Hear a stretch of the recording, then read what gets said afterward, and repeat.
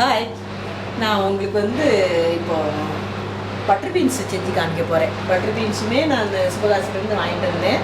அது எப்படி செய்கிறது அப்படிங்கிறத நான் சொல்லிடுறேன். அதுக்கு இன்க்ரீடியன்ஸ் மேலே. ஆமாம், பட்டர் பீன்ஸ் நிறையா இடங்களில் கிடைக்கும்னு சொல்ல முடியாது. அதுக்கு பதிலாக இங்கே பட்டாணியை போட்டு டபுள் பீன்ஸ் கிடச்சிச்சின்னா டபுள் பீன்ஸ் போட்டு இதே மாதிரி செய்யுங்க. பட்டர் பீன்ஸ் கிடைக்கிறவங்க நான் சொல்கிற மாதிரி இது கல்யாண வீட்டில் எப்படி வைப்பாங்க அப்படிங்கிறத அதுக்கு முந்திரி பருப்பு நிறையா போடணும். முந்திரி பருப்பு இன்னும் ஒன்று கூட போட்டால் கூட அந்த டேஸ்ட் நீங்கள் யோசித்து பாருங்கள். அந்த வாசனை அந்த டேஸ்ட்டாக நிறையா வரும். முந்திரி பருப்பு, கசகசா, தேங்காய், பச்சை மிளகாய் இது எல்லாத்தையும் அரைக்கணும். அப்புறம் தாளிக்கிறதுக்கு வெங்காயம், கடுகு, உருளைப்பருப்பு, மஞ்சள் தூள், உப்பு அவ்வளோதான். நான் இதை அரைச்சிட்டு வந்துடுறேன். அதுக்கப்புறம் தாளித்து கட்டி காய்ச்சி எண்ணெய் ஊற்றிட்டு மசாலா அரைச்சாச்சுல்ல. மசாலா அரைச்சாச்சு. கடுகு, உளுந்த பருப்பு போடும்.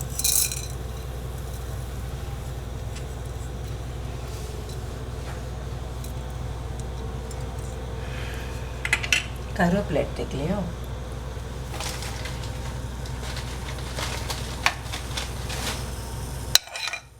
கடுகு பொரிஞ்சது.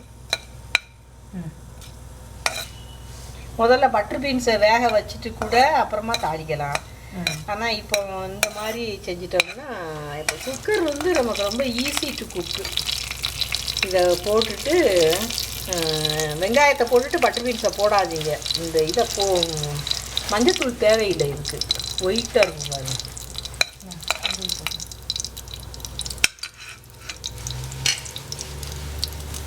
மஞ்சத்தூள் வேண்டியது இல்லையோ? வேண்டியதில்லை. மஞ்சத்தூள் வேண்டியதில்லை, கொத்தமல்லி தழை வேண்டியதில்லை. இதுக்கு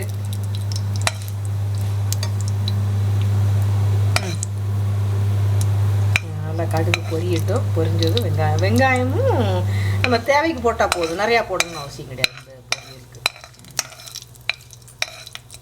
இது வெள்ளையாக இருக்கும். முந்திரி பருப்பு இன்னும் 2 கூட வச்சு நீங்கள் அரைச்சிங்கன்னா கூட அந்த டேஸ்ட்டு, கல்யாண வீட்டில் முந்திரி பருப்பு டேஸ்ட் தான் வாயில் நிற்கும். பட்டர் பீன்ஸு பொரிக்கறியில்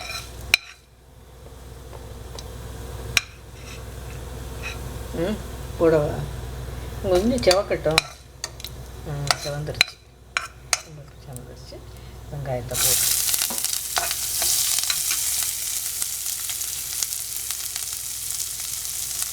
வெங்காயம் நம்ம வதங்கட்டும். இதில் உப்பு போட்டுருவோம்.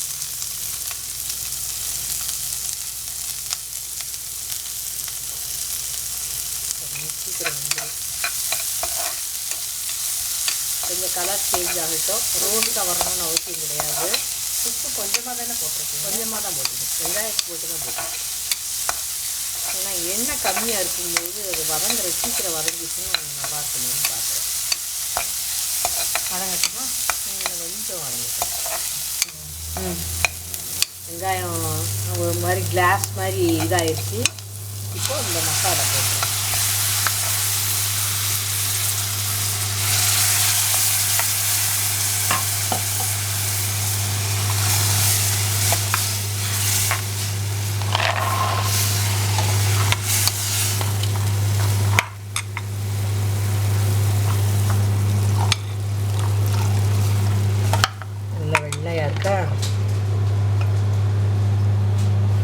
இப்போ இதுக்கு தேவையான மசாலுக்கு தேவையான உங்கள் காரத்துக்கு தகுந்த மாதிரி பச்சை மிளகா போட்டுக்கோங்க. இது முந்திரி பருப்பு டேஸ்ட்டு தான் நிறையா வரணும். பட்டர் சத்தம் 2 சத்தம் வரட்டும். பட்டர் பீன்ஸ் அப்போ தான் நல்லா வேகும். வெந்ததுக்கப்புறம் எடுத்து பார்க்கலாமா? வெந்ததுக்கப்புறம் பார்ப்போம். நான் சத்தம் ஹையில் இருக்கும்போது ஒரு சவுண்டும் ஒரு சத்தமும், சிம்மில் வச்சு 2 சத்தமும் வர்ற வரைக்கும் பட்டர் பீன்ஸ் வேகணும்ல வச்சுருக்கேன். வெந்துருச்சு.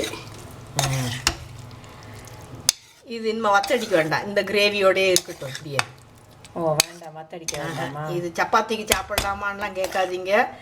இது கல்யாண வீட்டில் வைக்கிற டைப்பில் வச்சுருக்கேன். இது சாம்பார் வச்சு, சாதம் வச்சு கொஞ்சம் இதாக்கும். கொஞ்சமாக பண்ணிக்கிடுவோம். சாப்பிடுங்க. சரி, நீங்க மஞ்சத்தூள் நீங்கள் சப்பாத்திக்கு சாப்பிடணுன்னா சாப்பிடுங்க. நான் அது வந்து குருமா மாதிரி இருக்காது. இது குருமா கிடையாது, கூட்டு மாதிரி வச்சுருக்கு. இது மஞ்சத்தூள் போடலைங்கிறதுனால ஒயிட்டாக இருக்குது. ஒயிட்டாக இருக்குது. இது வந்து பட்டர் பீன்ஸ் இது மாதிரி வைக்கலாம், பட்டாணி இது மாதிரி வைக்கலாம், டபுள் பீன்ஸ் இது மாதிரி வைக்கலாம், இந்த 3 இது மாதிரி வைக்கலாம். சோயாபீன்ஸு பயர் கிடைச்சாலும் அதுவும் இது வைக்கலாம். சர்வ் பண்ணிடுமா?